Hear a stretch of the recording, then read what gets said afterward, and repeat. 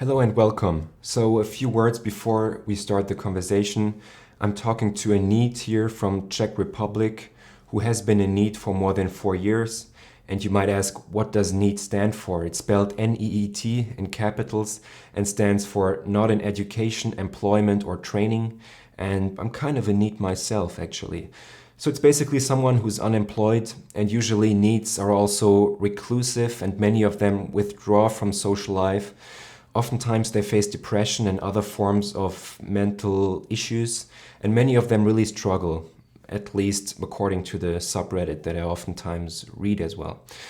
And it's a well-known phenomenon around the world, and it's even growing due to issues like automation and an overcrowded job market. In Japan, it's called hikokomori, and millions of usually young males fall into this category.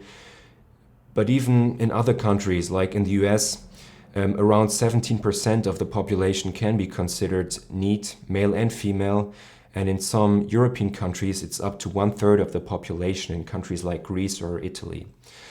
So in this conversation, we delve into what a NEET does all day, why it's not always great to have lots of free time, and also possible ways to still enjoy life and maybe get out of this rut.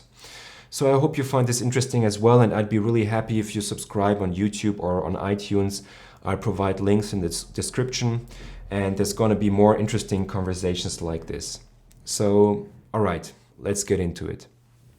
All right, so thank you very much for being here and taking the time for this conversation. First of all, how's it going?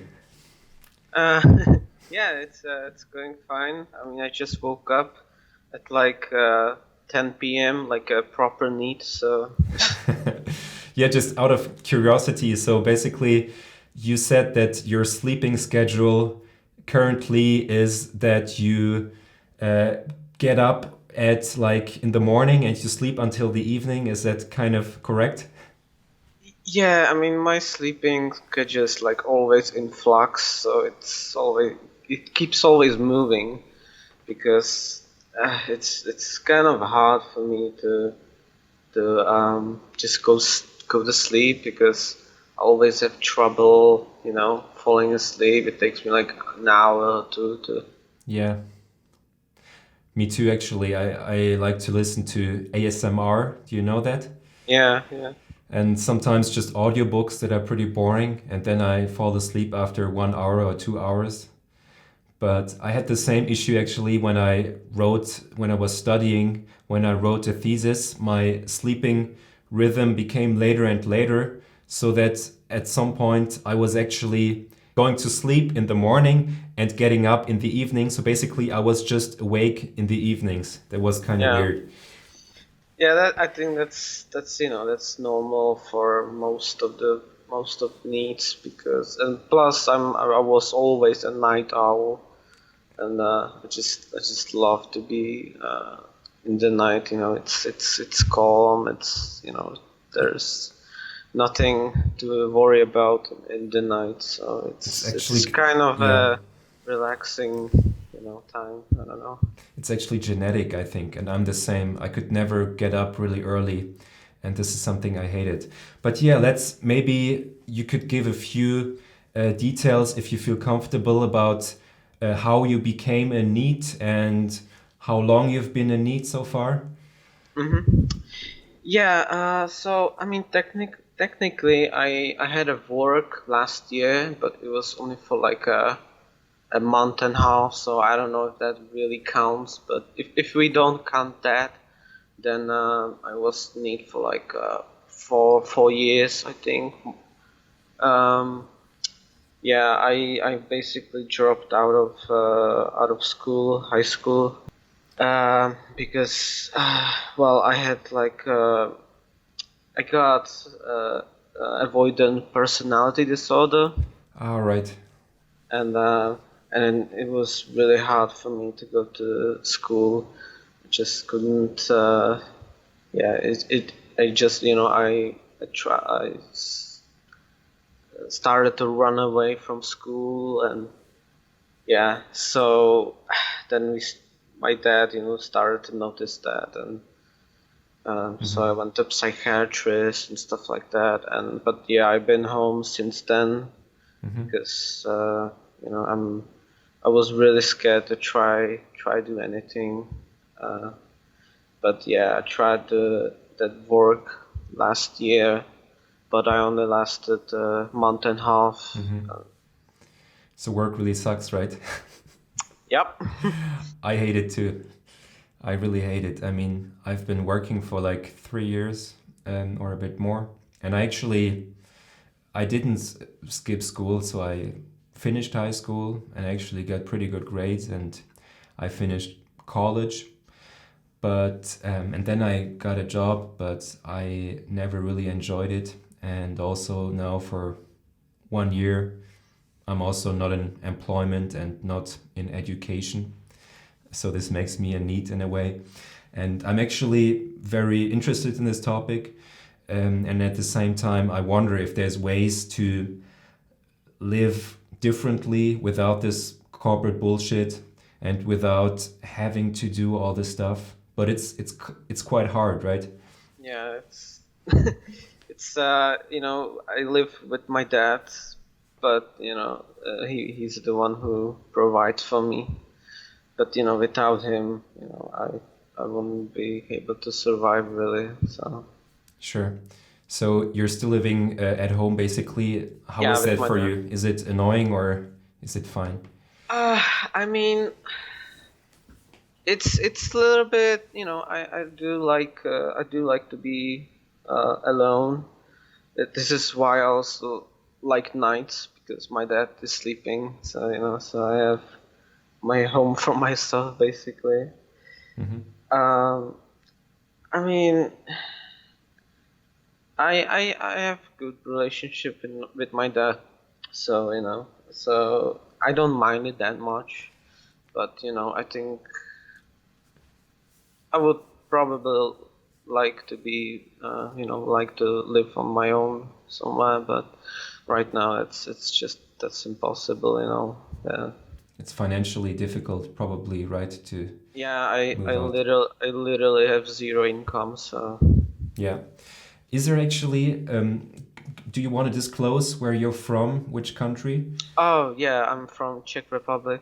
Yeah, exactly. Is there actually a social security that you have in Czech Republic? I'm not sure. I guess there's like Yeah, a small yeah. base, right? There definitely is.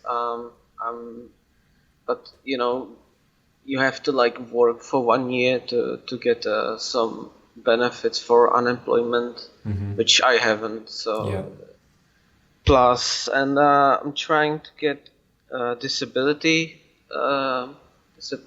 income, but that's right now. Right now, that's I'm waiting for them to call me to have like a judge doctor to judge me, and yeah, we'll see if I get it. I tried that like 2 years ago, but that failed. But right now I have bigger chance because I have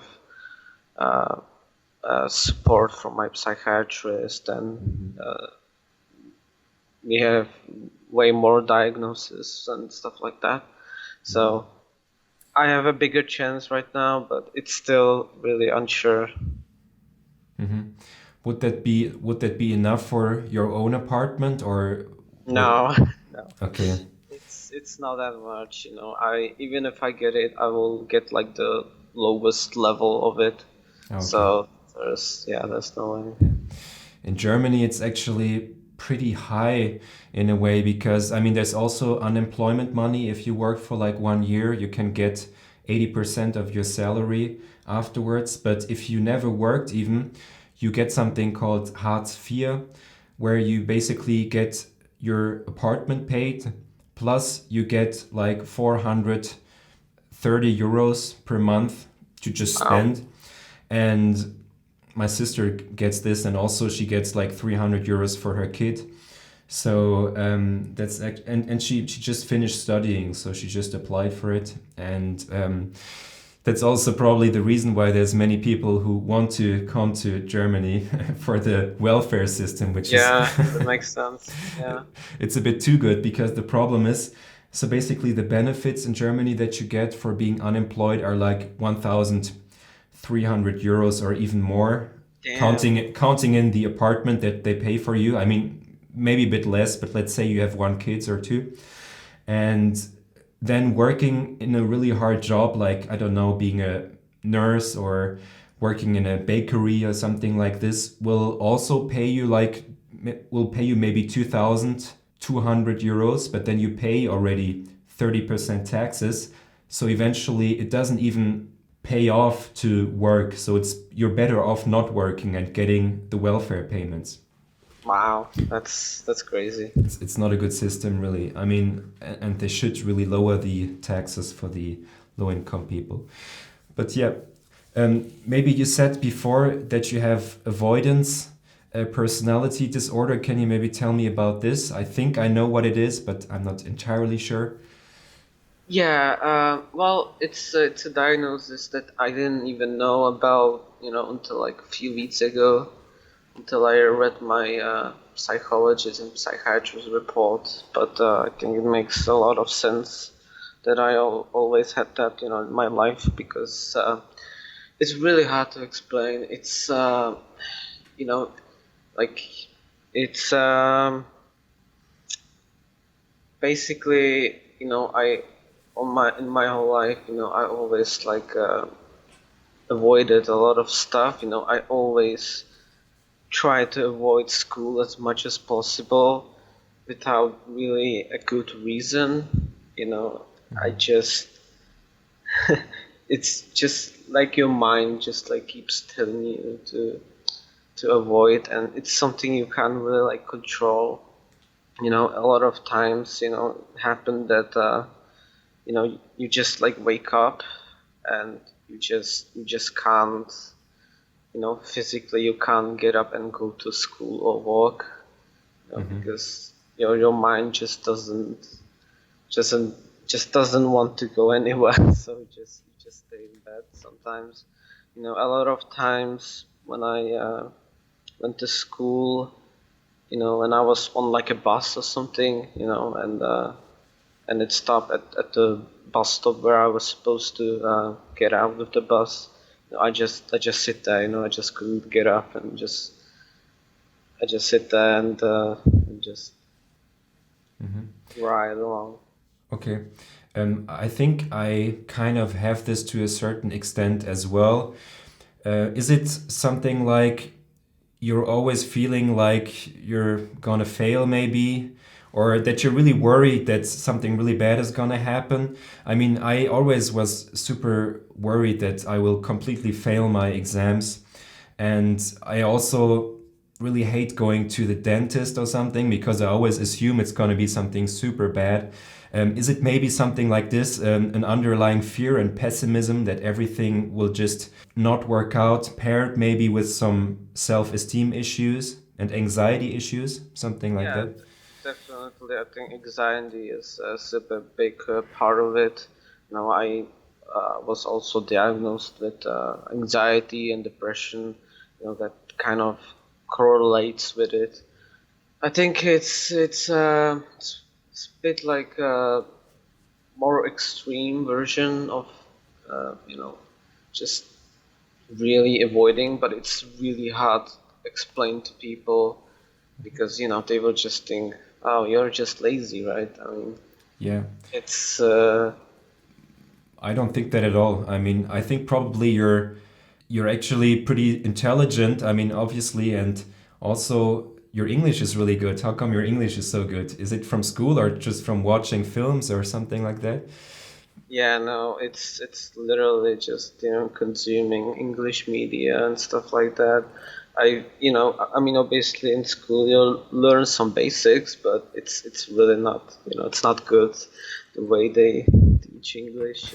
Yeah, but all right, coming back to the topic, I think it's not laziness at all. I think it's more like having really high standards for yourself and being more of a perfectionist. And then you think, oh, I gotta do this, I gotta be perfect. which you can't obviously.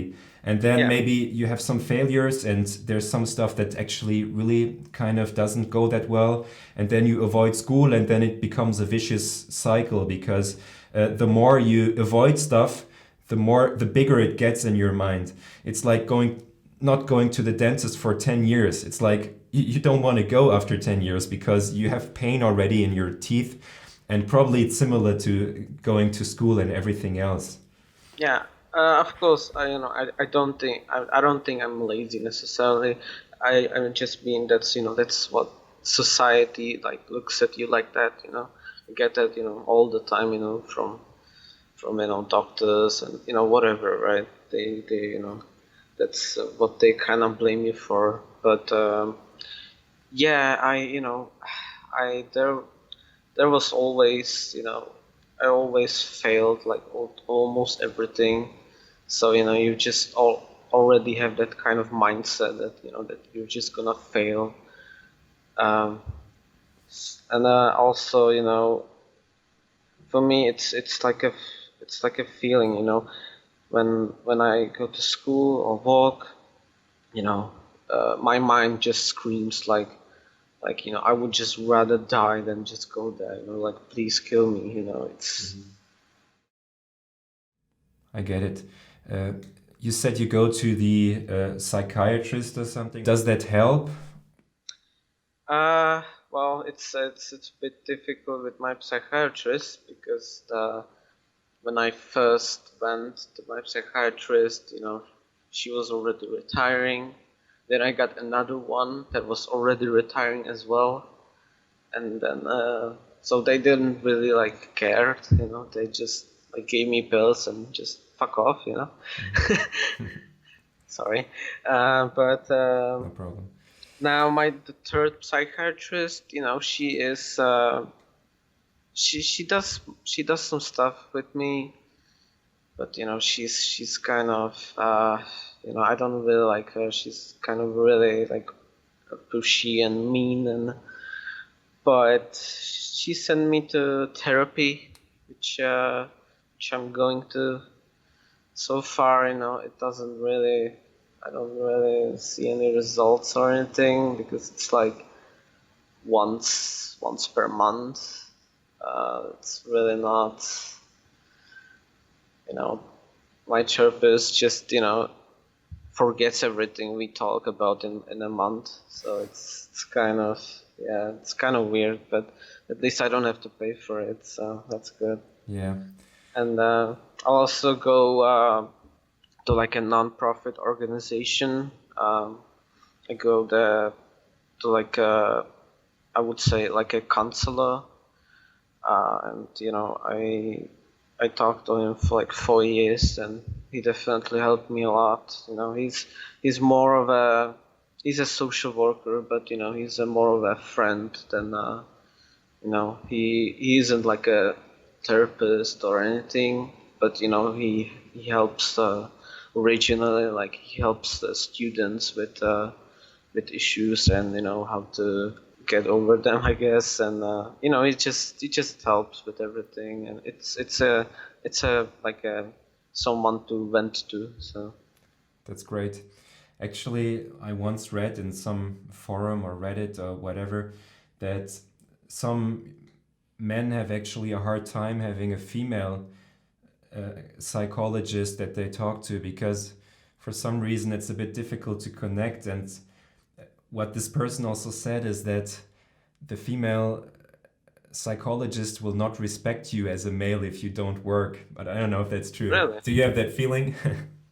I don't know. Well, I mean, I always had female psychiatrists, so it's hard for me to tell. And I always, most of my friends were always female, so I'm a bit more like a bit more comfortable to talk to a female rather than male. But in the end, it doesn't really matter to me. That makes sense. No, it's a kind of a dumb question actually. I was No, just no, wondering. I think it makes sense to a lot of people. I mean, I don't know. You don't really know how they look at you. So it's kind of hard to tell. Yeah. All right. And what kind of drugs are you taking? Or you don't have to say the exact names, but do they make you different? Do they help at all? Oh well, I used to take a lot of drugs for depression and anxiety, and we changed. I think I don't remember names really, but they never really helped or do anything. So I don't take them anymore. I take one drug for anxiety. Let me see if I can. It's called Lyrica, and it helps a little bit. It's not, doesn't make your anxiety go away exactly. Does it have side effects? Yeah, no, I'm sure it has, but for me, no, I never really suffered any side effects from any kind of drug, so Yeah, luckily. I think drugs can really help. I mean, some people are really skeptical, and obviously, I think there are, for instance, the SRIs, I think they're called, which give you like serotonin, which is kind of like your happiness hormone, basically. And the problem is, if you take it all the time, your body isn't going to produce it anymore so much. So you kind of lose your ability to produce your happiness hormone. That's what I heard. I don't know. Yeah, well, I think for me, they don't really work because at least from my report, what I read, most of my issues come, from my personality disorder and stuff like that. So my issues are more like personality oriented rather than, like regular depression and stuff like that. So maybe that doesn't work for me. All right. Have you ever considered like other medicine or drugs, you could say? Like, I don't want to imply anything, but for example, LSD, DMT, ayahuasca. I think many people from the NEET subreddit smoke weed. And Mm. honestly, I don't judge people. I don't think it's a bad thing necessarily. And what I heard from different podcasts also is that, for example, LSD can kind of erase all the clutter, all the bullshit in your brain. Have you ever considered something like this? No, not really. I would consider maybe trying weed, because I don't think it's that harm. It's very harmful. But yeah, tried. Well, not try. I just it's just not my thing. I never really drink alcohol or smoke cigarettes either. So yeah, I don't know. I just don't like this. Yeah, I don't want to suggest you should start No, this, it's but fine. at the same time, I think those can be better drugs than smoking or alcohol, and they do have a real value they can provide, and they are actually being used with people that have PTSD and also very, very severe depression, for example, ecstasy or LSD, because it basically pushes you out of your normal mental state. And this alone can trigger something in people that they know I can actually get out of my mental prison that I built for myself. So maybe in 10 years we will see this on a larger scale, but I think it's kind of sucks that we can't even try it out. Well, it's. I think. I don't know if it can work. I mean, you would probably have to really like regulate with doctors something, because obviously can get addicted and then it can. Yeah, actually, there's quite a lot of stigma, and you don't really get addicted to LSD because after taking it, you don't really want to take it again. But yeah, you're Mm. right. I think there should definitely be like a trip sitter, or even better, like a professional that takes care of you, and you shouldn't take it alone. Definitely not. No, you're right. Yeah. I don't really know a lot about drugs, so maybe you're right. I'm not really sure, but yeah, I definitely heard of medical uses of weed for pain and stuff like that. So it's possible. Yeah. Maybe this will come soon. All right, so this question is kind of one that I don't like myself, but still, it's maybe interesting to hear from you. what do you do every day? And do you have any specific hobbies that you really enjoy? Yeah, okay. So, yeah, for me, more or less, I'm pretty much all day on my computer or on TV. I play video games. I watch TV shows, anime, stuff like that. I sometimes read visual novels.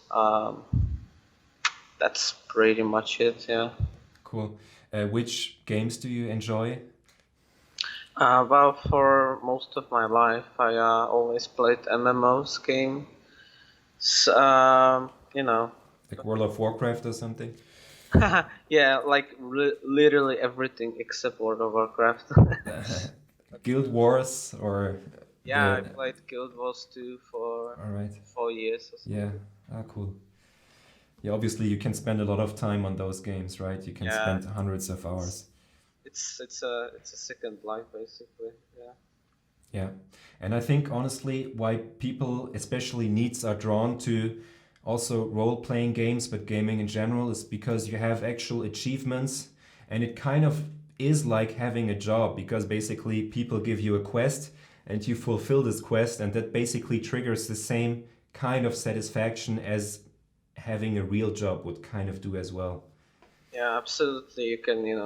You have some sort of routines and stuff like that, which, as a NEET, you don't really have routines, probably.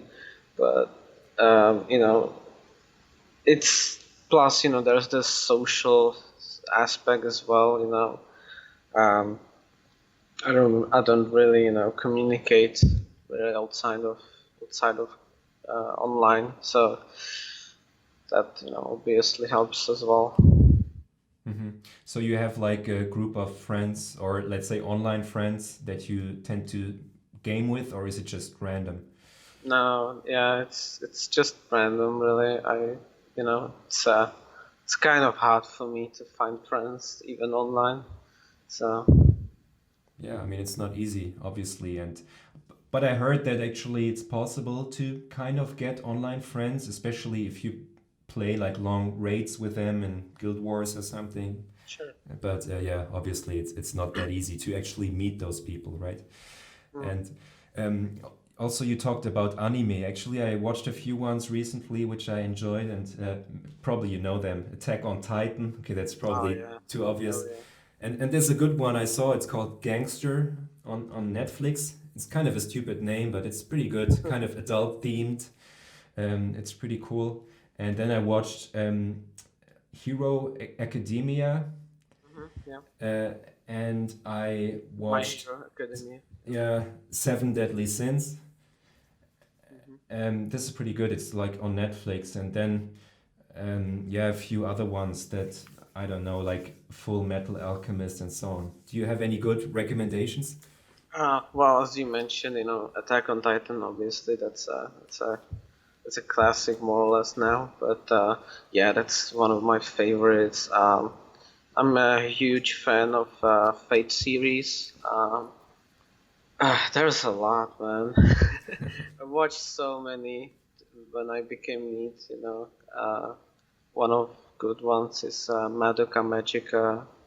I My favorites are usually like very dark stories or just slices of life, stuff Yeah, like that.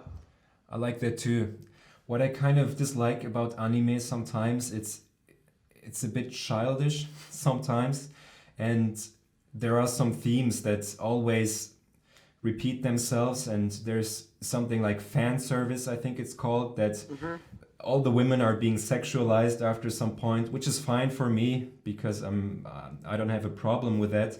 Yeah. But it's always like this guy who has some superpowers, and there's some girl that somehow he's stuck to, and he's impressing her, and this girl is super cute and has huge boobs as well. Isn't that it, mostly? Um, it really depends on what kind of Yeah, genres and sure. stuff like that you watch. As I said, I usually watch very usually dark and stories and stuff like that. So and they're usually pretty serious, so you don't see those stereotypes a lot. Yeah. But I think, I mean, yeah, it's kind of, I, I'm just used to it at this point. I don't really like the more popular ones. As you mentioned, like My Hero Academia. Yeah. I'm not really fan of it because, and people will probably kill me for that, but I don't really like superheroes in anime and stuff like that. So All right. All right. So no Dragon Ball and no no, Naruto and no yeah, One Piece. no, I don't like those at all. Plus, they're super long. Like Jesus. That's true, but I mean, you have time, right? That's true, but yeah, you know, I when I was younger, I actually really like hated anime or well anything like cartoonish. Hmm. I always hated that when I was younger. But then I tried Sword Art Online was my first anime, and I started to like it. But I still don't like childish stuff. You Yeah. know, yeah. Me neither.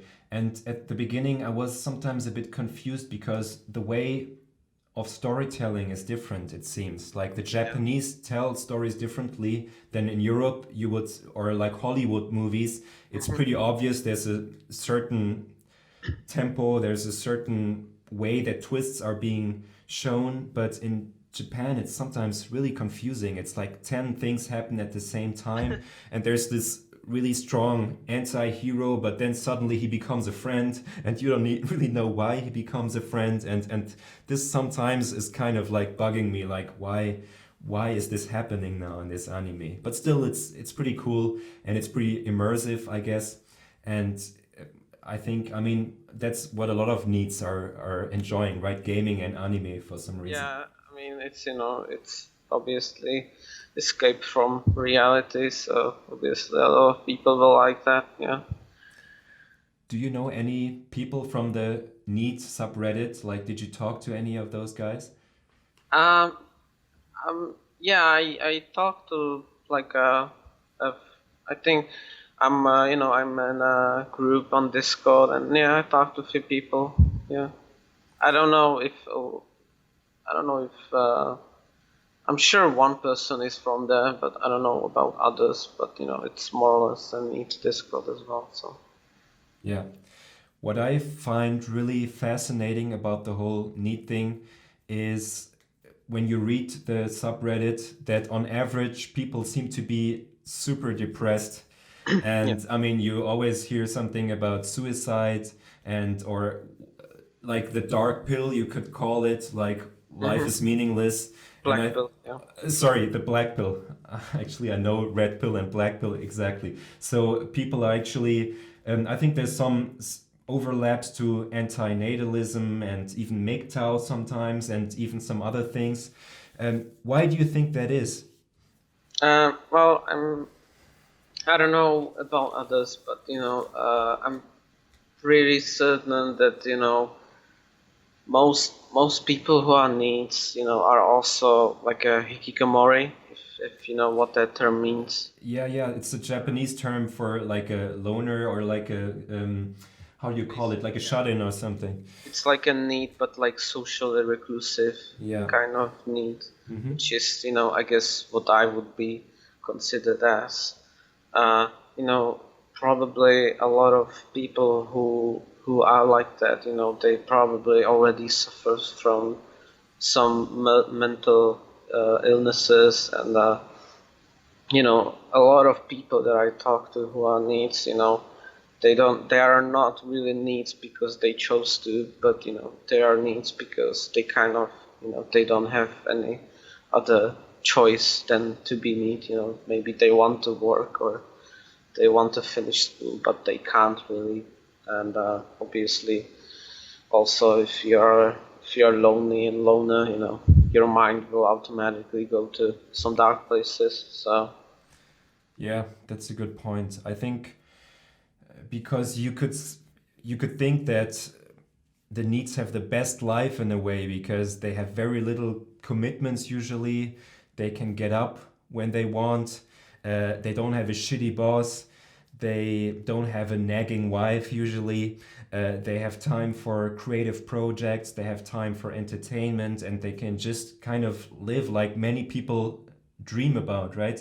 But still they're miserable, which is to me very interesting, which basically means just having a lot of free time isn't the key to happiness, right? No, you know, that's a lot of what the therapists tell me and stuff like that. But you know, you need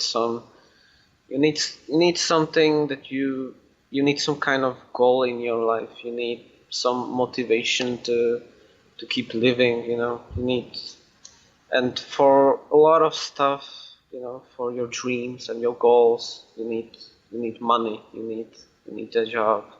You know, stuff like that.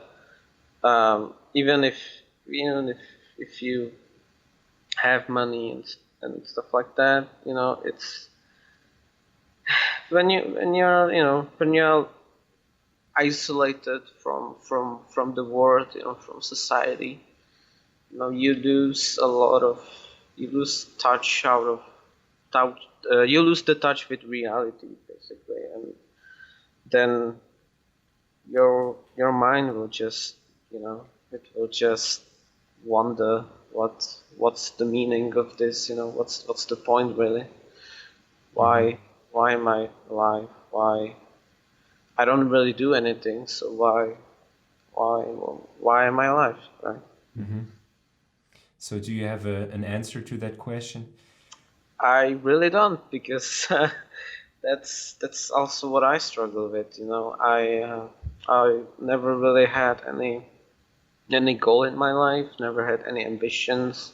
I don't really have any skills, you know, and it's hard for me to to learn anything or, you know, do anything, because well, I don't want to blame everything on my personality disorder, but you know, it's even stuff that I enjoy, you know, I kind of sometimes avoid, and yeah, Mm-hmm. it's difficult.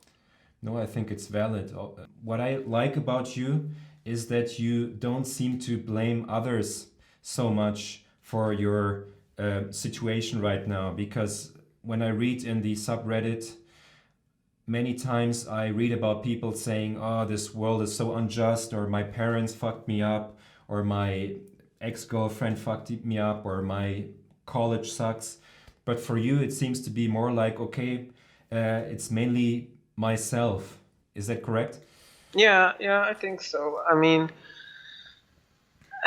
you know, I have low self-esteem, you know, that's, you know, just a lot with my issues and stuff like that, but so automatically my mind kind of blames myself. But you know, society, well, you know, it's kind of odd. Obviously, you know, I get a lot of judgments, you know, that's just how it is, you know, even like doctors and you know, people in labor office, you know, you have to go there every month, you know, you have to make excuses, and it sucks, you know. People obviously judge you, they call you lazy and stuff like that, but you know, I can't really like, I mean, it's shitty, but I can't really like blame them for it, because you know, they don't understand it, they don't know that, you know, they don't suffer from the same stuff we do, so they just can't have that perspective, you know, they can't. Mm-hmm. So, do you get a lot of negative feedback from also your family, or your maybe you still have a social circle or somewhat? Uh, what do they say about your situation? Um, well, I basically just live with my dad. I communicate sometimes with my mother, but besides that, that's pretty much it. I mean, my dad, you know, he's a very different person. You know, he never really suffered from any mental illnesses. He doesn't really even, you know, he's like a funny guy. He's, you know, usually pretty happy. He doesn't really show any, you know, sadness or stuff like that. So it is kind of difficult for him to like relate to me, to when we went through through school and stuff like that. He didn't really understood it, but he tolerates it. He helped me to get uh, the the psychiatrist and stuff like that, and he obviously sometimes nags me to find a job and stuff like that. But yeah, I he tolerates me. The the more judgment I get is from, as I said previously, it's from outside. It's from doctors. It's from the offices. You know, uh, just in general. I think it's not really fair of them to judge you so much because It's not fair, but they just don't have any other perspective. When I was little, my parents, my mother's brother, he was very similar. When he was like 21, I think. He okay. also he also lived with his mother. In his room. You could Mm-hmm. consider him a NEET. Mm-hmm. Um, and my parents were kind of judgmental against it. And because I was a kid, so I was like that too. Like, haha, he doesn't have a job. Because I Mm-hmm. didn't really understood it, right? You're a stupid kid in school. What do you know, right? Yeah. but over time, I mean, it you just learn that it's just not so easy. And, yeah. I think it's a very important point, namely the point that there is definitively a genetic component to NEETdom or to certain behavioral patterns or to, let's call it, mental illnesses. Because you said your father can't relate to it and he's like a happy person, but apparently in your mother's genes, there is this kind of neurotic, anxious gene, and you were kind of unlucky in the genetic lottery, so you got these genes somehow, which doesn't mean it's an excuse for you not doing anything, but still it's a definitive fact. And if people, for example, if your mother has red hair and you also have red hair, nobody says, why do you have red hair? But if your mother has depression and you have depression, everybody's like, oh, that's a surprise. That's really interesting you point that out, because my mother, when she used to live with us, she was basically NEET as well for a really long time. My parents, they divorced, but when I was like, I don't know, 11, 10 maybe, I don't know. But she still lived with us, mainly because of me, but she also didn't really have anywhere else to go. Mm-hmm. And for a really long time, like 5, 6 years, she didn't have any job. She was a night owl as well. It, Mm-hmm. it obviously annoyed my dad a lot. They fighted a lot. Mm-hmm. But yeah, she was kind of similar. She never was diagnosed. She never went to psychiatrist because Mm-hmm. well, I don't know why, but I think she's kind of against it. There's obviously a stigma about going to psychiatrist, and but I could definitely see like some signs of depression there. You know, but she just she never really said it out loud or anything. But it definitely seems like she had some sort of mental issues as well. Mm-hmm.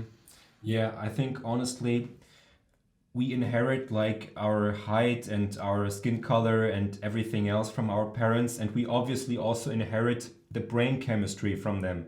And I think this isn't probably researched 100%, but I'm sure that this is the case because, like, my father is a pretty anxious, fearful person, and I inherited it just like inherited his nose or whatever.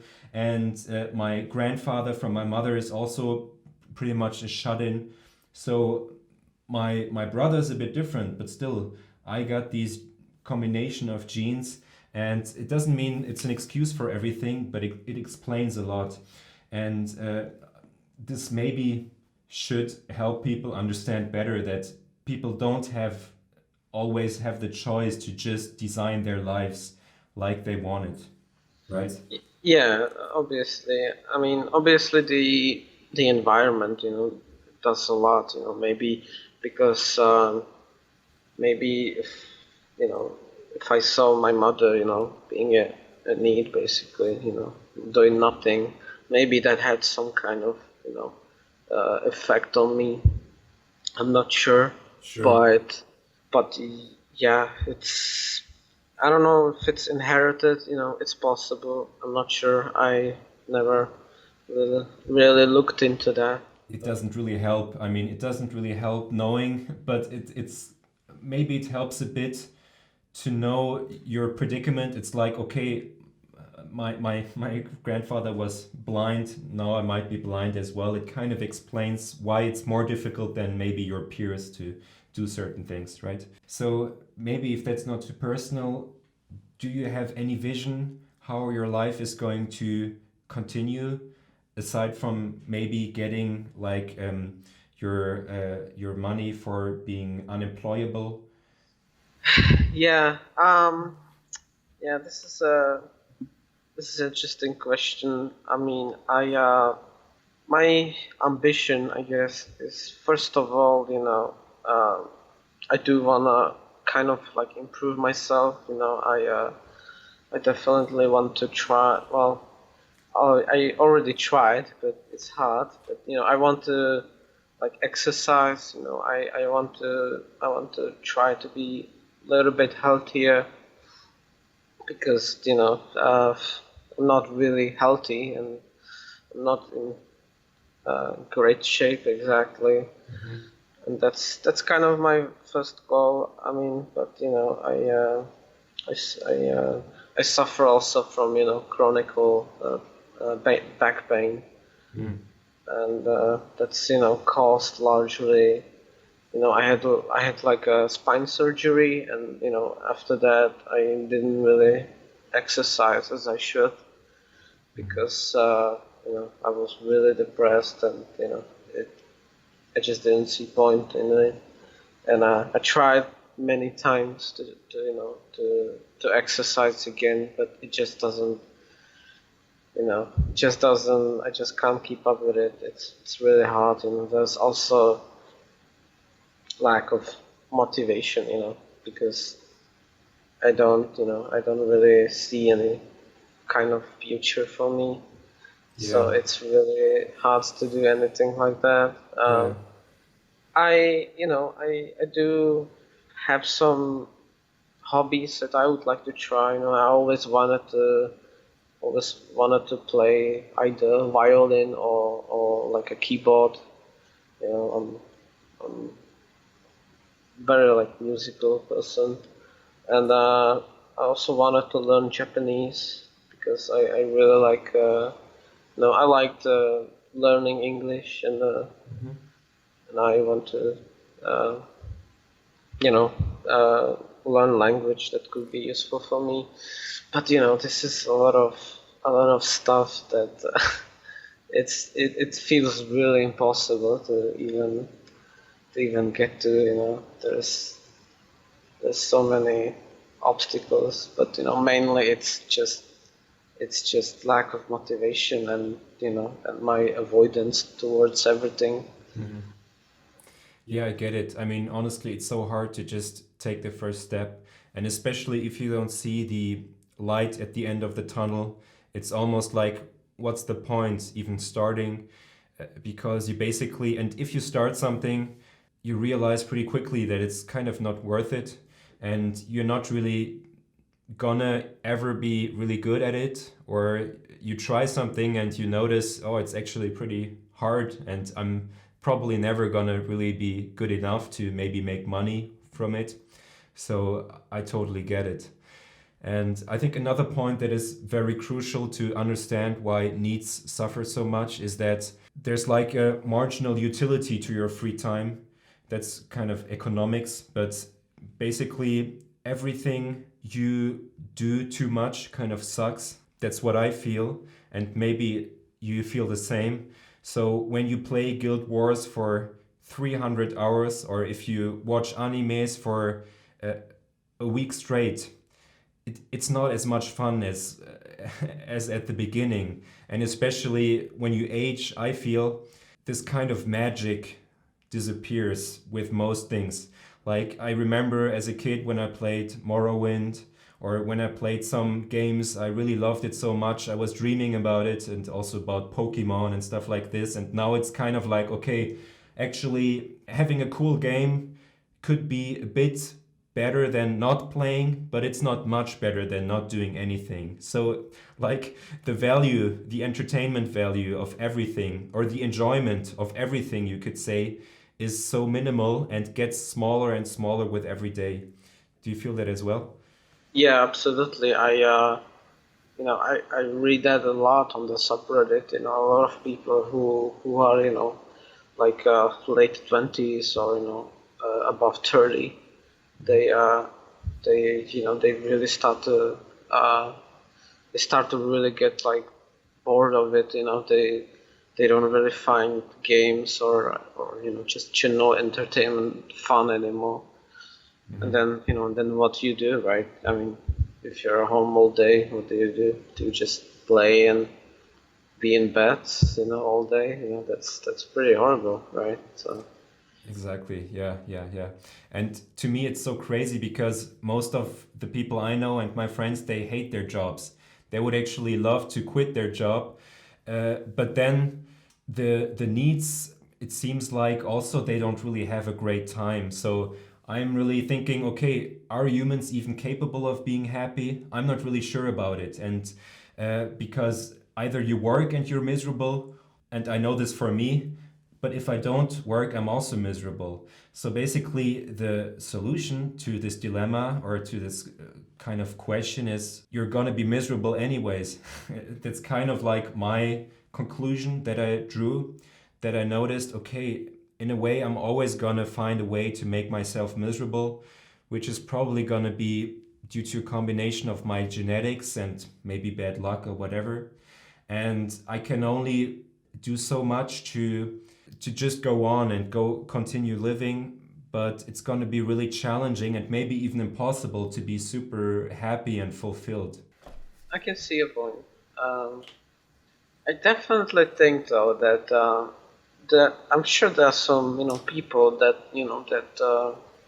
that really like their job, and if it's something they like to do, then that's gonna fulfill them, and uh, and I'm sure that some people like that exist. Obviously it's not gonna be a lot, right? I mean that's obviously a lot of people don't like their job. That's it's really hard to find something that you genuinely like and love, and make money off of it, and maybe like when you're a kid, and they ask you, what do you want to do, it's usually like something that is really hard to achieve, like I want to be doctor, or I want to be astronaut, stuff like that. And that's stuff that really small minority of people will get to achieve. But so I think that it is possible to to live and do something fulfilling. It's just it's gonna be such a small amount of people. And then obviously there is also um, what probably gets a lot of people moving, do their job, is having a partner, or having a kids, family, stuff like that. And maybe they will still be miserable in their job. It's possible, but it's some sort of like drive to to get through it, Yeah. to not completely go crazy. Yeah, it's the meaning, I think. I think that's the central part. And this is, I also heard, listened to a podcast recently, and it was about AI and machines replacing most jobs. And the guy talked about how it would be such a huge problem because people lack meaning. You can't just give them universal basic income and they're gonna be happy, because for some reason people need this kind of meaning. And I think honestly, most people aren't happy. Uh, I think most people are really struggling very hard, and maybe everything goes well and they finish college and they find a job, but then maybe when they're 30 or maybe even a bit earlier, they find some kind of emptiness and they're going to ask, is this it?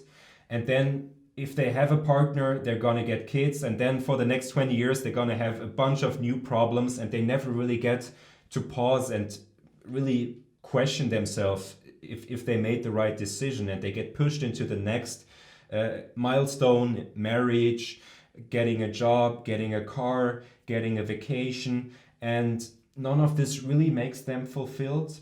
But at least there's kind of something, you have some kids, for instance, and you need to work for them, and this alone can be better than not having any purpose.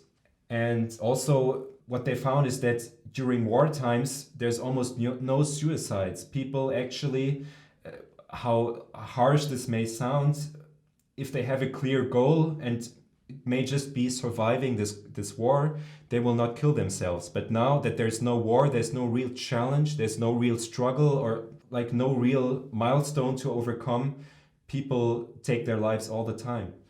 Mm.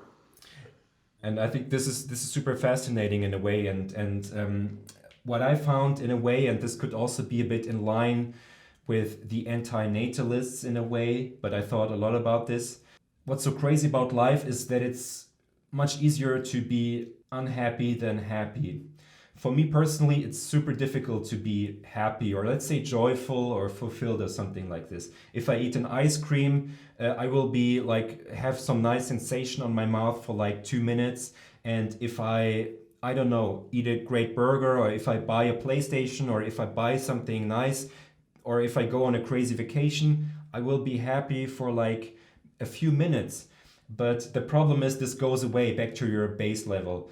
But if you're really down, there's always a level lower down in a way. And there's like 50 levels of hell in a way, like Dante, but much more. But there's maybe only 5 levels of heaven. And if you're on heroin or on crack, you could go to 10, but then you will go into hell pretty soon if you're addicted or whatever. And this is something that's kind of like, I mean, if you have cancer and then your hair falls out and you have to do chemo, and then at the same time your mother dies, and I mean, there's always a lower level of hell. And this is something that really kind of sucks about life. And I think the anti-natalists, they just say, okay, if I add up the positive moments and minus all the bullshit and the levels of hell, it's not a positive equation.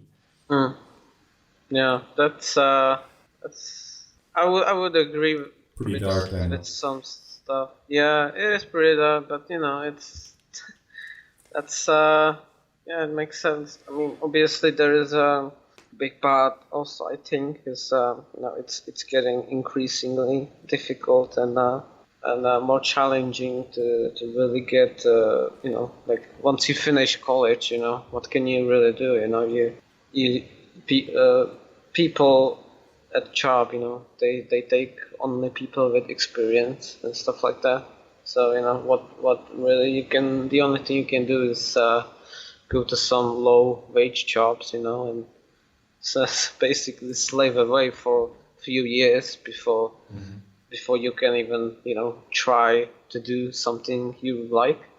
And I'm sure that that depresses a lot of people if they have to slave for a few years. They will probably even lose some motivation to really even try do something they like, if they even find something they like. That's obviously, I think, a big part. Like, I never really find anything that I would enjoy, and I'm sure that's a lot of people, because I don't know, but in my country, here choosing high school is basically choosing what you want to do for the rest of your life, and that's really difficult to choose what you want to do for rest of your life when you're like 15. Like, That's I'm crazy. sorry, Yeah. but you can't know what you want to. Well, I'm sure some people know, but like knowing what you want to do with your life at 15, that sounds crazy to me. It's crazy. I'm almost 30 and I still don't know what to do with my life. Oh, It's insane. But don't you think that there are some outside forces that also drive us into misery a bit? Because I was wondering if actually you said that you're kind of a loner and you actually kind of enjoy being alone. And for myself, it's similar. I could stay at home for like 1 month. And for me, I don't feel lonely really. But then I wonder, like, could it be that we have this nagging feeling that something is wrong with us because society conditions us in a way that we feel we aren't worth shit if we don't work? Because basically, you going to school since kindergarten, what they tell you is basically if you don't do your homework, if you don't show up, you are doing something wrong and you aren't worth shit. So I'm wondering if maybe if our whole culture would be a bit more open to different ways of living, that we could actually much better live with all the free times that we have. Because there are some cultures, like in Africa, where men especially, they don't really work so much. They just are lazy. I mean, they're basically lazy. I don't want to be racist at all. They basically chill out most of the day. The males especially, they chill out in a group and they don't really feel so bad about not working all the time. So I'm wondering if we have something implanted in us, which kind of, on the one hand, the hatred we get for not working, and also the hatred we give ourselves, which we have been conditioned to feel due to school. Do you think that could also be a factor? yeah, definitely. I mean, I read read something basically, in like earlier times, in old times, usually like loners, and hermits, basically. They put them like in the jobs, being in a lighthouse, Yeah. stuff like that, stuff that people who like to be alone can do, but that's it's harder to do now because first of all, there's a lot of more automatization, but also the more people, it's obviously it's getting overpopulated, and so the demands are increasing. You can't really do jobs like that without again, experience, qualifications, stuff like that. It's getting harder and harder to achieve stuff because there's way more people. Some people will be way more skilled than you. They will be they will be better than you in a way, and also, obviously in schools, they always tell you, you can achieve anything you want, stuff like that, which is nice, but you get disappointed a lot if you fail then, right? It's Yeah. Do you have like a vision still, or maybe a faint idea of what a dream job could look like? No, I have zero idea, dude. As I said, I'm not really good at anything. I don't. I don't believe that's true. I think your English is good, and I think you're probably smart, and you probably also have good empathy because you dealt with your demons, your inner demons, so much that you can understand the demons of other people as well. Hmm. I mean, sure, yeah, but yeah, I don't know. It's really difficult. I really don't see, I don't see any kind of thing that I would do. Obviously, the work I used to do, it was sheltered work, right? It was like it was basically some sort of rehabilitation program.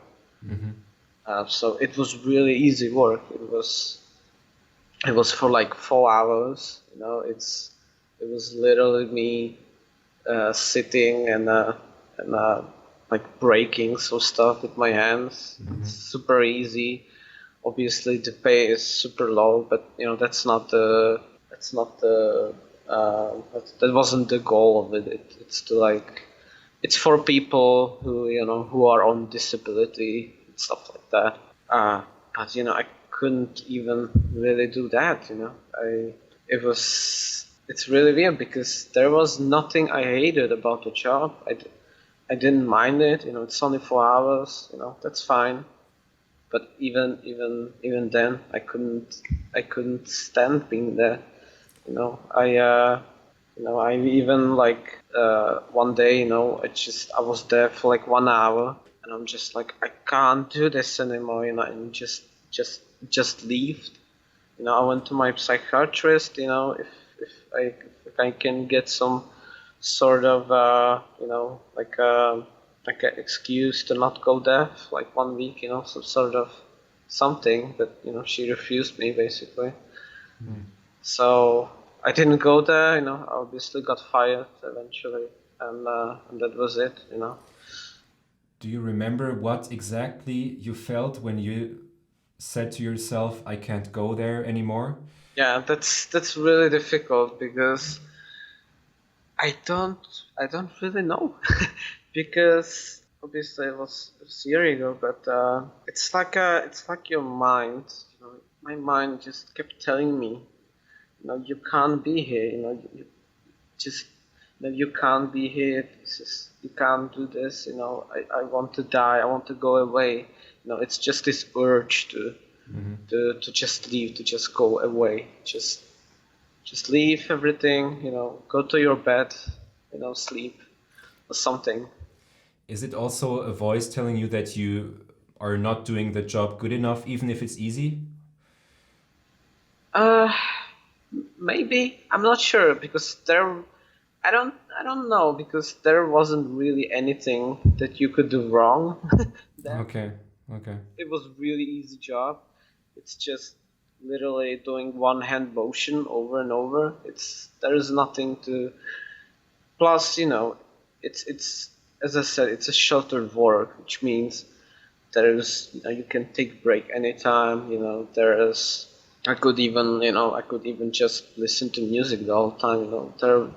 They really try to be like stress free as much as possible, but even that wasn't like enough for me or something. I'm not sure. It's really odd. Now, if I think about it now, it makes zero sense why I wouldn't be able to do that. But it's how it is. Yeah. It's something in that's totally understandable. And I think, as you said, this problem will only grow in the future. And there's already statistics that show that among males, the percentage of fully employed males is decreasing. And there's many males, actually, adult males, that don't work at all. And the number of females that work is actually increasing. And you could also say that both are competing more nowadays. But I think there are some more global trends also. On the one hand, there's going to be automation, obviously, that leads to this problem getting even bigger. But also, secondly, I think people are not getting married so early, or actually the dating market has changed a lot. So it's quite difficult for young males who have nothing to offer to gain a partner, and especially if you're not the super attractive, perfect male.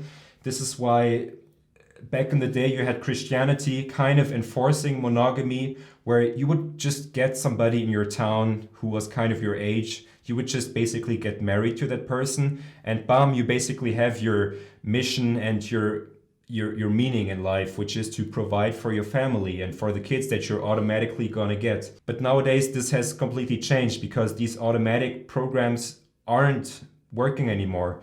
So you basically don't have this enforced monogamy, which I don't say we should have, but still, this was something that gave men a lot of meaning.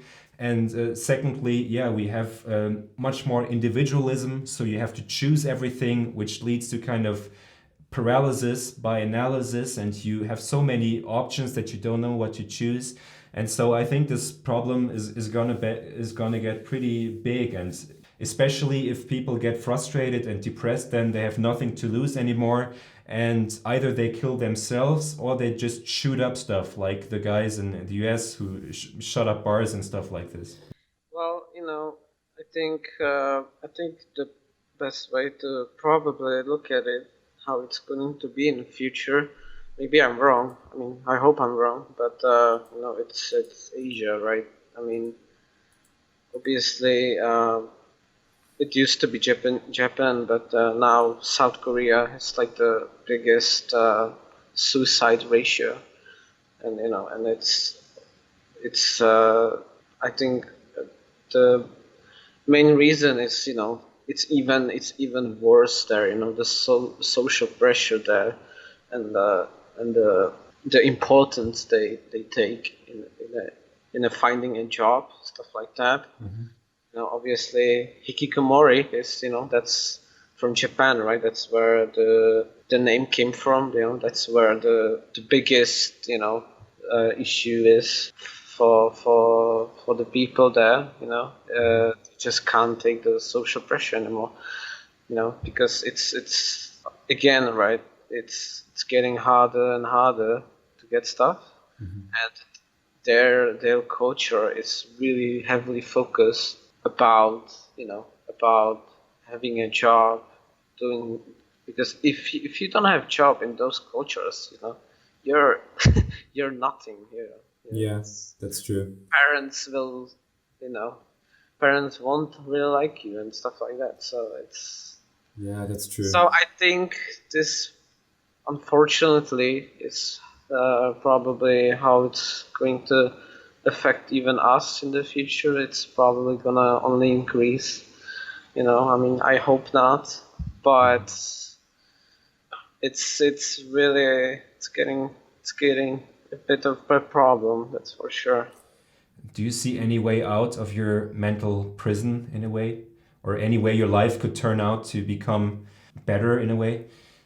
Yeah. Well, I don't want to be I don't want to be very negative, but yeah, right now I don't really. I mean, because the only way to really treat any kinds of personality disorders is just through therapy. There's no drugs you can take for that. So it's even like harder than than like most of other mental illnesses. Not that they are you know easy to overcome either, but yeah, I mean, therapy, it's a hit and miss, really. It can be great for some people. It can be just waste of time and potentially even money for a lot of people. It really depends on the person, what kind of relationship you have with them, stuff like that. It's Yeah. great. This is super interesting, and I could continue with this conversation for hours, but I want to also be respectful of your time. And also, it's getting like 2 a.m. already here in Germany.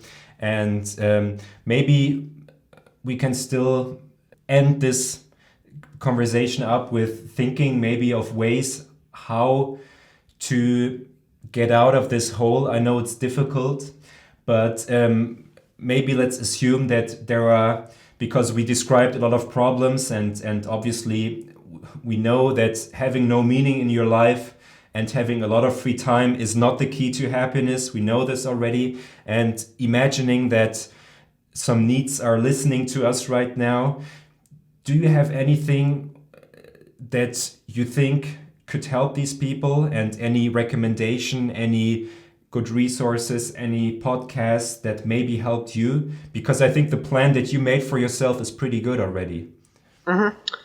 Well, there's a Discord group called Escaping NEETdom. I could maybe link it to you or something. They are very Sure. positive people, they like encourage you to set yourself some like weekly goals, stuff like that. They obviously give you a lot of support, stuff like that. So I think that could be potentially very helpful. I think one tip is, and that's more for people who are, for who are needs for a long time. Is to do some sort of like a mental activity, like something like reading a book or something, because if you're a NEET or hikikomori for a really long time, your brain can really start to like I don't know how I would say it. Deteriorate. Yeah, deteriorate, and that can be real issue in the future. So definitely, read a book, try to study something, learn something, anything that can make your brain be active, because obviously when you just play video games, or watch something, your mind isn't really active in that way. So do that. That also, try to go out, obviously, for walks, stuff like that. That's my issue. I try to do that, and I'm really bad at it, but sun gives you vitamins, and keeps you away from depression as well. So Yeah. Yeah, I think these are great points, definitely. Maybe I can kind of chime in and leave some parting words without talking too much, but I think you already talked about some very important points. And I think you should not only train your mind, but also your body, because both are very much interconnected. And your mind cannot function well if your body is totally lazy and sedentary. And also, this applies to food as well, which is probably the number one most important factor to also lift depression. Obviously, for the really severe cases, medication is good and drugs is good. But I notice this when I eat a lot of sugar and a lot of chips and potato chips, I really get depressed very much and have no motivation at all. I mean, obviously, it's not a solution for everything, but maybe experiment, and it might be that the connection to our mind from the gut is much bigger than we think. At least make some experiments and switch up your food. Try something like ketogenic diet, or try maybe the I don't know, vegetarian, whatever. Just try some different things and maybe look how you might have more energy, because depression is also having no energy. That's what I found. And I totally agree. Also, what I try to do in the morning is I try to write a journal where I try to kind of write down how I feel inside of myself, where I kind of say, okay, without judging, I'm depressed or something. I'm just writing, there's some tension inside of my belly and it feels kind of red or blue and it's moving. And then I also try to write down what I'm grateful for. And these could be super little things, like I got up in the morning and I have a coffee that I am able to enjoy, and something like this. And then I also try to make some to-dos of things that I want to do during the day. And I try to do the hard things first thing in the morning. I know this is kind of hard. And then during lunchtime, I try to go out into the sun. I think that's a great recommendation, and move a bit, because vitamin D is super important and really lifts depression, and so on and so on. And I think in general, I don't want to pretend like I know everything and I'm the super happy guy, but there's a few things that for me really helped me, and maybe some mental things that really changed my life a bit are noticing that happiness is not the meaning of life. That's what I think. And it's also what Jordan Peterson says. I mean, he's super popular now, but I think what he says is lifting the weight from their shoulders in a way, because everybody thinks they should be happy and then they see that they aren't really happy. So they have this gap, which makes them super anxious. I think just expecting life to be pretty hard is a better strategy if you're struggling, and expecting life to be suffering as well. That's also what the Buddhists say. And just trying to make baby steps to do something and improving something. And this could be just, as Jordan Peterson says, cleaning up your room and doing something and starting with something really small. And I don't want to pretend like Jordan Peterson, I agree with everything he says, but in this regard, I think it's pretty good what he says. And also, the second thing I found is that I'm not powerful enough to beat my thoughts. So what generally psychotherapists tell you is to just think differently. But I think it's a demon that's too strong to beat in a way, especially when genetics come into play. And this is why I think the most effective strategy is to try to stop your thinking entirely, because it will only weigh you down. And there are books like Eckhart Tolle, who basically talks about not thinking at all, which is pretty hard. This is what meditation is in a way, to try to practice not thinking, and not thinking about the future and not thinking about the past. And you will notice that in the present, you don't actually have any problems in a way. And obviously, it's a bit hard to grasp, but hearing his audiobooks over and over again, like A New Earth and The Power of Now, really helped me. And he talks about many other things, like how we manage to torture ourselves with our thoughts. And instead of trying to think happy thoughts, we have to recognize that we are not our thoughts. And our thoughts are just something that maybe happens automatically. Like a lake getting muddy. That's something that happens automatically. And what you need to do is kind of be at a higher level and try to stop thinking. But yeah, that's a bit of a longer rant. There are probably some other factors as well. And I think, I don't know, do you have anything else to add to this, or any other ideas that came to you? No, I'm just gonna say that, I definitely agree with you with what you said. But yeah, I don't really have any other ideas. No. No, that's great. I had a great time talking to you, really. I think you're a really smart guy, and I can only encourage you to continue with the plans you made about learning violin and learning the piano. Both are pretty hard instruments, honestly, because I play the piano a bit, but just try it. Maybe what you could do is also compose music if you really like music. That's what I do as well. I can give you some recommendations, but you can actually just use different instruments using a keyboard, and that's a lot of fun. And also, I think working out, that's the best thing you can do to lift your mood without taking drugs. And yeah, maybe we could do also a round two if you want to do it, or we could add anybody else to the conversation. And yeah, thank you so much.